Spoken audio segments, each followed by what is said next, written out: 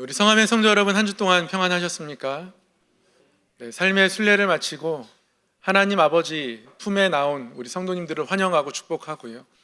예배를 통해서 하나님이 우리를 사랑하시고 우리의 삶이 하나님의 손안에 있다라는 것을 다시금 기억하고, 그래서 잃었던 평안 다시 찾는 귀한 예배가 되기를 소망합니다. 오늘은 이 마음을 품으라 라는 제목으로 말씀을 함께 받도록 하겠습니다. 최근 동해안에 지진 보도가 있었습니다. 규모 4.5의 지진이 관측되었다 했습니다. 이 지진이 관측된 이후에 대부분의 전문가는 이게 본 지진이어서 더 이상의 큰 지진은 없을 것 같다라고 예측하기도 했는데요. 일부 전문가들이 이게 본 지진이 아닐 수 있다, 6.0의 더 큰 지진이 찾아올 수도 있다, 이런 관측을 내놓기도 했습니다. 그래서 동해안에 살고 계신 많은 분들은 불안해하는 날들을 며칠 동안 보내게 됐는데요. 다행히 지진의 발생 지점이 먼 바다였고 또 더 이상의 지진이 없어서 4.5 그 지진이 본 지진이어서 큰 피해는 없이 지나갔습니다. 이 일 후에 몇몇 전문가들은 우리나라도 더 이상 지진의 안전지대가 아니다, 우리나라 주변의 단층 구조를 더 면밀히 검토하고 연구해야 한다, 또 이를 위해서 예산도 증액해야 한다, 이런 소리들이 나오고 있습니다. 예전 같으면 지진에 대해서 우리는 별로 관심을 갖지 않았는데요. 지금은 이런 소리들에 귀가 기울여집니다. 지진의 소식이 때때로 들려오니 우리나라도 더 이상 지진의 안전지대가 아니다 싶은 거죠. 지진이 일어나면 얼마나 무섭습니까? 건물들이 무너지게 되고요. 많은 피해자들이 또 생기게 되고 생각만 해도 굉장히 끔찍합니다. 그런데 이러한 지진, 땅에서만 일어나는 것은 아닙니다. 공동체 안에서도 종종 지진이 일어납니다. 가정에서도 지진이 있습니다. 부모와 자녀 사이가 갈라져서 연락조차 하지 않는 경우도 있고요. 대화가 단절되어서 한두 마디 대화를 섞는 것, 그것이 부모와 자녀 사이의 대화의 전부인 경우도 있습니다. 부부 사이도 그렇습니다. 하나님께서 한 몸 이룬 귀한 관계로 부부를 세워주셨음에도 불구하고 그 사이가 갈라져서 얘기를 하지 않고 서로 따로 살기도 하고 아픔이 있는 여러 모습들을 발견하게 됩니다. 교회도 마찬가지입니다. 교회도 예수 그리스도의 사랑으로 모여있는 공동체임에도 불구하고 때로는 사이가 틀어지고 갈라져서 관계가 무너지고 깨지고, 그래서 같은 교회 안에 있지만 서로 얼굴 피하고 서로 마주보지 않으려는 그런 모습들, 관계들이 있는 것을 발견하게 되더라는 것이죠. 우리의 가정도 우리가 기도하며 지켜내는 하나님의 사랑의 공동체이고, 부부도 마찬가지고요. 교회도 그렇습니다. 하나님의 사랑 가운데 세워진 공동체고 하나님이 돌보시는 공동체입니다. 그럼에도 불구하고 지진의 안전지대라 장담할 수 없다, 이렇게 이야기할 수 있습니다. 경험적으로 발견할 수 있습니다. 그런 일들이 늘 있으니까요. 그런데 다행일까 아니면 위로일까요? 초대교회에 세워진, 복음을 직접 사도들로부터 전해 듣고 사도들에 의해서 세워진 당시의 교회들도 마찬가지였습니다. 우리가 점점 모자라진 게 아니라요, 사람이 모이다 보니 어쩔 수 없나 봐요. 빌립보 교회도 그랬습니다. 일종의 지진이 있는 공동체였다, 이렇게 말씀드릴 수 있습니다. 사실 빌립보 교회는 굉장히 사도 바울로부터 칭찬받는 교회입니다. 굉장히 열심히 있던 교회예요. 복음에 있어서 앞장섰던 교회입니다. 빌립보서 1장 3절에서 5절 말씀만 보면 사도 바울이 빌립보 교회를 얼마나 아름답고 기쁘고 좋게 생각하는지 알 수 있거든요. 이렇게 기록하고 있습니다. 내가 너희를 생각할 때마다 나의 하나님께 감사하며 간구할 때마다 너희 무리를 위하여 기쁨으로 항상 간구함은 너희가 첫날부터 이제까지 복음을 위한 일에 참여하고 있기 때문이라. 너희가 첫날부터, 복음을 전해받은 그날부터 지금까지 복음을 위한 일에 열심히 참여하고 있는 교회, 이게 빌립보 교회입니다. 그래서 사도 바울이 기도할 때마다, 생각할 때마다 감사하고 기쁘고 그랬던 교회가 빌립보 교회인 거죠. 그렇다고 해서 이 빌립보 교회가 완전하진 않았습니다. 빌립보 교회에도 약간의 문제가 있었어요. 빌립보 지역은 회당이 없는 지역입니다. 회당이 없었다는 건 유대인 남자들이 별로 없었다는 거예요. 유대 지도자들은 유대교는 유대교 성인 남자 10명 이상만 되면 회당을 만들라 가르쳤습니다. 그리고 실제로 유대인 남성들이 모인 곳에서는 어김없이 회당이 세워졌어요. 근데 빌립보에는 회당이 없습니다. 유대인 남성들이 별로 많지 않다는 거죠. 지역적으로 유럽 지역이기도 하고, 바울이 전도 여행을 다녔던 이야기를 보면 2차 전도 여행 때 와서 우리를 도우라 라고 유럽 사람이 환상 중에 나타나서 그래서 유럽 선교를 하게 되는데, 그때 건너갔던 첫 성이 빌립보라고 기록하고 있습니다. 그러니까 빌립보는 유럽의 첫 번째 성이었던 거예요. 순서가 첫 번째가 아니라 가장 큰 성이었다라는 뜻도 있습니다. 그래서 유럽 사람들이 주로 있고 아시아 계열의 유대인들은 별로 많지 않았던 지역, 그곳이 빌립보 지역입니다. 그러니 교회가 세워졌다 할지라도 뭔가 중심점을, 구심점 역할을 할 남자가 없는 겁니다. 당시 사회는 어떤 구심점 역할을 남자가 해야 된다라고 당연히 여겨지던 사회였거든요. 아마 저희가 예배 때 가끔 권사님들이 올라와서 대표기도 하지 않습니까? 당시 사람들이 보면 까무라칠 겁니다. 어떻게 여성분께서 올라가서 강단에서 기도를 하고 사람들이 그것도 아멘 하면서 가만히 있고, 몇몇 남자들은 막 일어나서 나가고 막 이래야 되는데 그렇지 않은 모습을 보면 깜짝 놀랄 거거든요. 그러니까 당시 사회 분위기가 그런 거예요. 근데 회당이 없습니다. 남자가 없다는 거죠. 그래서 아무래도 여성 중심의 어떤 교회가 이루어졌고, 구심점이 없는, 좀 구심점이 부족한 그런 교회 모습을 갖기도 했습니다. 그래서 빌립보서 이제 4장에 가면 유오디아와 순두계, 다 여자 이름이거든요. 사도 바울이 그들의 관계 가운데에 깨어짐이 있는 것을 발견하고, 그래서 듣게 되고 그들에게 권면하죠. 너희가 한 마음을 품었으면 좋겠다. 빌립보 교회는 열심히 있는 교회였지만, 그런데 구심점이 뭔가 부족한 교회, 그래서 조금은 다툼이 있는 교회, 그런 교회였습니다. 그러니까 2장 2절에서 사도 바울은 마음을 같이 해라, 같은 사랑을 가져라, 뜻을 합해야 한다, 한 마음을 품어라, 계속 반복적으로 이야기하고 있는 겁니다. 왜 이런 이야기를 이렇게 반복적으로 하겠습니까? 그들이 같은 마음을 갖지 못하고 있으니까, 한 마음을 품지 못하고 있으니까, 그들의 마음이 나눠져 있으니까 이렇게 권면하고 있는 것 아니겠습니까? 교회는 그리스도의 몸인데 이렇게 나누어져 있는 모습을 그대로 볼 수 없습니다. 땅이 갈라지듯 일종의 작은 지진을 겪고 있는 교회를 사도 바울이 그냥 두고 볼 수 없습니다. 그래서 이 말씀에 우리도 귀를 기울여야 합니다. 모든 교회는, 모든 사람들은, 그 어떤 공동체든 지진에 다 취약합니다.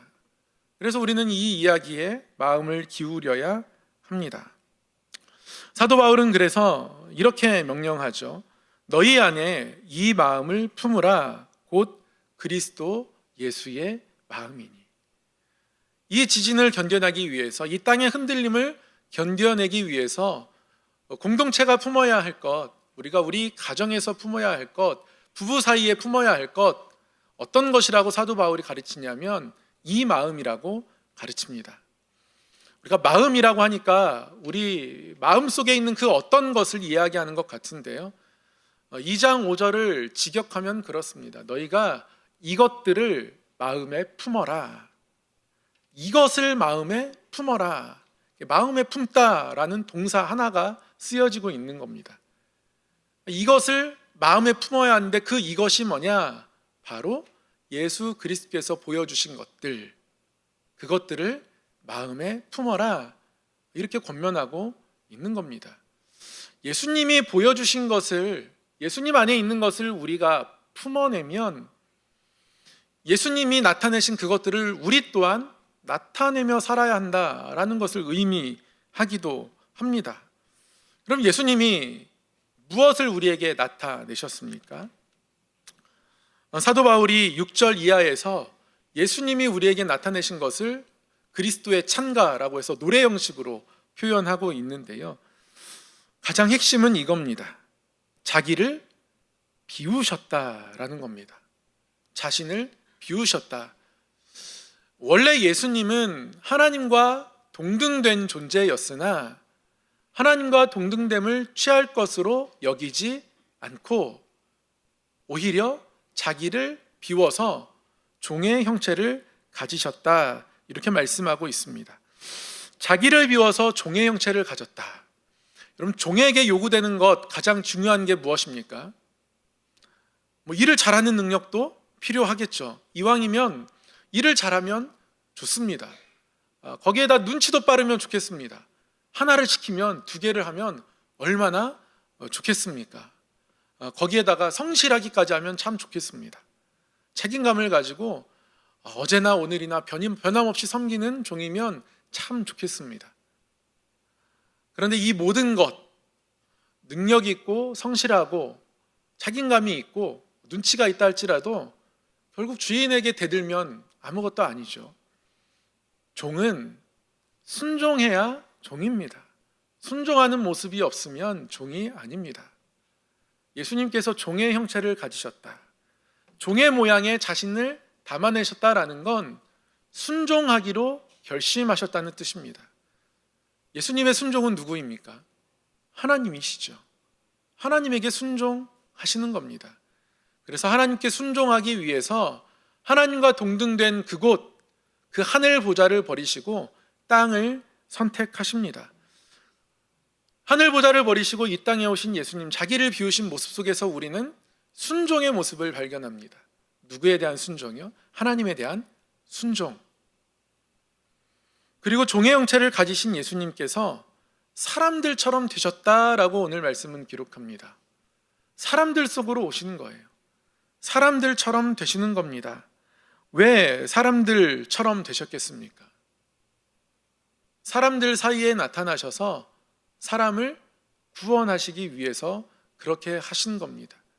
사람의 모양으로 나타나셔서 사람이 제물로 드려야 되지만 사람 대신에 자신이 제물됨을 사람의 모양을 가지고 십자가에 들이심으로써 나타내신 겁니다. 사람들을 위한 대속이라는 것들을 예수님이 나타내신 거죠. 그래서 사람들처럼 되셨습니다. 사람의 모양으로 되신 것에서 멈추지 않고 그래서 이 하나님의 사랑을 나타내기 위해서 십자가로 가셨습니다. 예수님이 십자가에 달리셨다는 것, 우리의 죄를 대속하셨다는 것, 우리는 십자가를 바라보면서 그 예수님의 사랑을 늘 기억합니다. 그런데 그 한 장면을 기억하는 것에서 머물러 있지 않아야 함을 오늘 말씀이 우리에게 알려주는 거예요. 십자가로 오시기까지 예수님은 하나님과 동등됨을 취할 것으로 여길 수 있는 분이지만 그러나 그것들을 다 내려놓으시고 자신을 비워내셔서 하나님께 순종하심으로 여기에 오신 것이고 여기에 오셔서 우리를 구원하기 위해서 십자가까지 나아가신 것이다. 그래서 십자가에는 예수님의 순종이 나타나 있고요. 사람들이 되신 사람들을 향한 사랑이 나타나 있습니다. 이 십자가에는 두 가지가 새겨져 있어요. 예수님의 하나님을 향한 순종, 자기 비워내심, 그리고 그 결과로 나타난 하나님을 이 땅을 향한 사랑, 이 두 가지가 나타나 있다는 말씀입니다. 그런데 9절 이하에 보니까 이러므로 하나님이 예수 그리스도를 높이셨다. 얼만큼요? 지극히 높이셨다 기록하고 있습니다. 하나님이 그를 지극히 높이셨습니다. 높이셔서 어떻게 하셨습니까? 모든 이름 위에 뛰어난 이름을 그에게 주셨습니다. 예수 그리스도를 모든 이름 위에 뛰어난 이름 되게 하셨습니다. 가장 높은 이름이 되게 하셨다는 거예요.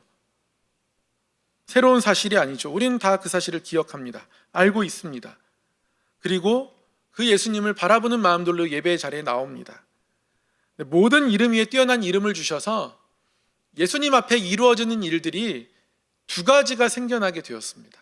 한 가지는요, 모든 무릎이 예수의 이름 앞에, 그 앞에 꿇어지게 되었습니다. 그리고 모든 사람이 모든 입으로 예수 그리스도를 주라고 고백하게 되었습니다. 예수님을 주라고 고백하는 건 우리가 그 앞에 순종의 마음을 가지고 살아가겠습니다 라는 결단입니다. 예배의 자리가 그런 자리이죠. 하나님 앞에 우리가 하나님의 뜻을 따라가기로 결단하는 자리입니다. 우리는 이 썬데이를, 달력에 표시되어 있는 빨간 날을 주일이라고 지킵니다. 주의 날이라고 지켜요. 주님의 날입니다. 나의 주인 되신 주님을 바라보는 날, 주님이 주인이시고 나는 주님께 순종하는 존재입니다 라고 고백한다는 의미가 벌써 주일이라는 명칭에 담겨 있습니다. 그래서 그 주의 날, 주님께서 이 땅에 오시는 그날을 맞이하는 모습으로 주 앞에 순종하며 나아가겠습니다 라고 결단하며 지키는 날이 주의 날, 주일의 의미입니다. 예수님을 주로 고백하게 되어서 우리는 주일을 지키는 거죠. 그렇게 우리는 주님 앞에 예배하는 존재가 되었습니다. 주님을 따르는 존재가 되었고요. 주님을 섬기는 존재가 되었습니다.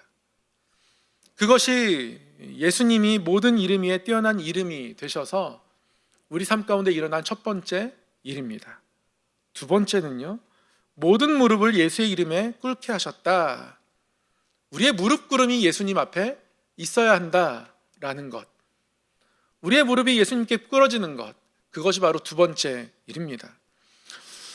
모든 무릎이 꿇어진다는 것, 예수님이 높으신 존재니까 우리가 그분 앞에 무릎을 꿇는 것이 어떤 의에 당연히 할 바라고 생각이 되기도 하지만, 이 무릎을 꿇는다에는 의미가 있습니다. 자녀가 부모에게 무릎을 꿇는다는 건 어떤 의미가 있죠? 용서를 구한다는 의미가 있습니다. 사실 이 모든 무릎을 꿇는다라는 건 이사야 45장 22절, 23절에 나타난 표현입니다. 하나님께서 땅의 모든 끝이 하나님께로 돌아오는 그날에 이런 일이 일어날 것이다 라고 이사야를 통하여서 말씀하신 내용입니다. 이사야 45장 22절, 23절 말씀. 땅의 모든 끝이여 내게로 돌이켜 구원을 받으라. 나는 하나님이라 다른 이가 없느니라. 내가 나를 두고 맹세하기를 내 입에서 공의로운 말이 나갔은즉 돌아오지 아니하나니 내게 모든 무릎이 꿇겠고 모든 혀가 맹세하리라 하였노라. 땅의 모든 끝, 온 나라의 주인이 하나님이시고 이 하나님의 말씀이 하나님이 입에서 나갔기 때문에 헛되이 돌아오는 것 아니고 결국 그런 날들이 이루어질 텐데, 그것이 바로 모든 무릎이 꿇어지는 날이다. 하나님 그렇게 말씀하고 계신 겁니다. 모든 무릎이 하나님 앞에 꿇어지고 모든 혀가 맹세하게 되고 하나님을 온 땅의 주인으로 고백하게 되는 날, 그것이 세상의 끝날이다.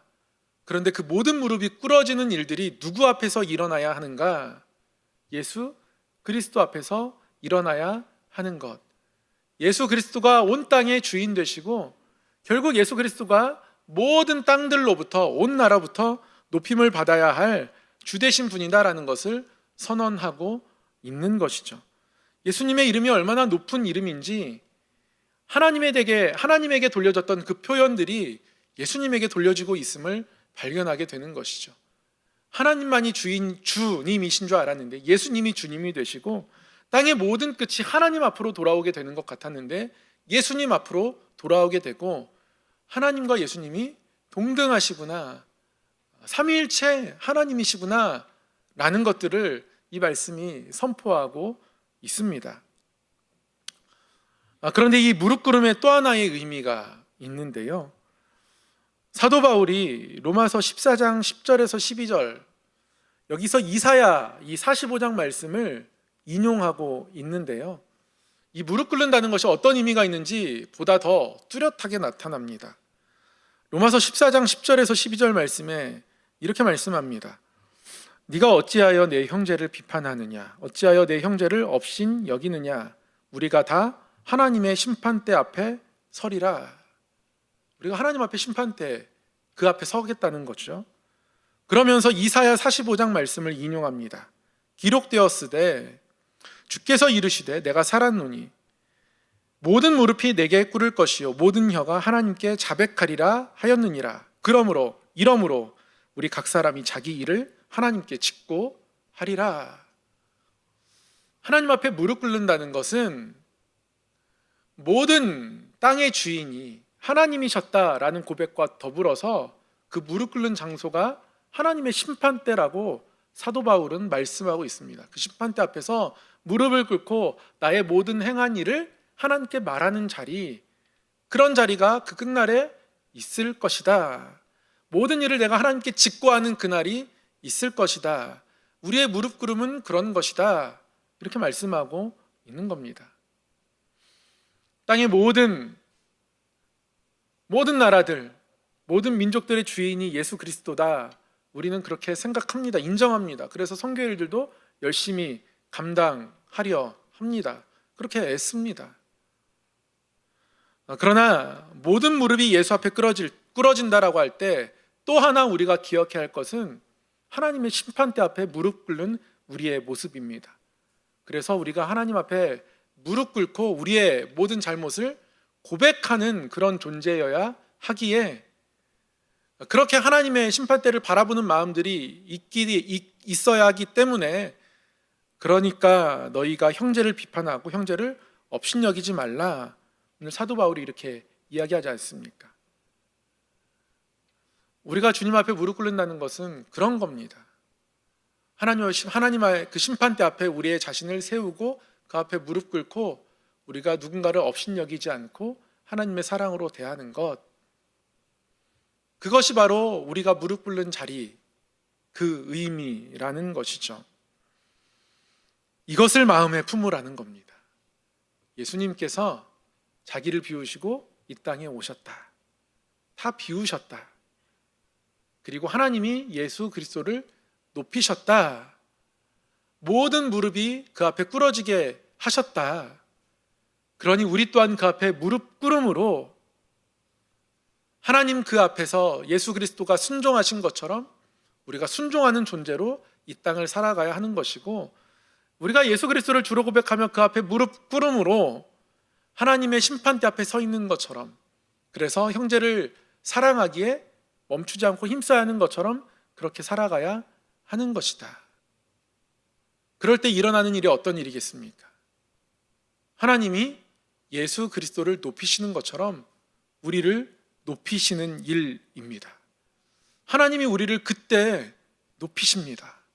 우리를 비워낼 때, 우리를 비워내고 예수님이 자신을 비워서 종의 형체를 가지고 하나님 앞에 순종하는 존재로 나아가셨듯이, 낮아지셨듯이 우리가 우리 자신을 비워내고 하나님 앞에 순종하는 존재로 낮아지고, 그리고 하나님의 심판대 앞에 모든 이름이 무릎을 꿇는 것처럼 우리가 예수님 앞에 무릎을 꿇고 그 심판대 앞에서 우리의 죄를 자백하듯이 우리를 돌아보는 것, 그것이 있을 때에 하나님이 우리 또한 높이신다, 이렇게 말씀하고 있는 겁니다. 여러분, 사람은 끊임없이 자신을 높이는 존재입니다. 그래서 자신을 높이다 보니까 다툼이 일어나게 됩니다. 2장 3절에서 이 마음을 품으라 말씀하며 사도 바울은 너희가 다툼과 허영으로 모든 일을 하지 않았으면 좋겠다 이야기합니다. 다툼과 허영이 그들 가운데 있었던 거예요. 그럼 다툼이 왜 생겨납니까? 다투는 게 구체적으로 뭐 하는 겁니까? 서로 잘못을 탓하는 게 다툼입니다. 내가 맞다, 네가 틀렸다, 네가 잘못 생각했다. 끊임없이 상대를 정죄하는 것이 다툼의 모습입니다. 자신을 높게 여기지 않으면 다툼이 일어나지 않습니다. 허영은 무엇이겠습니까? 허영은 자기를 과시하는 겁니다. 최대한 자신을 부풀려서 과시하는 것이 허영입니다.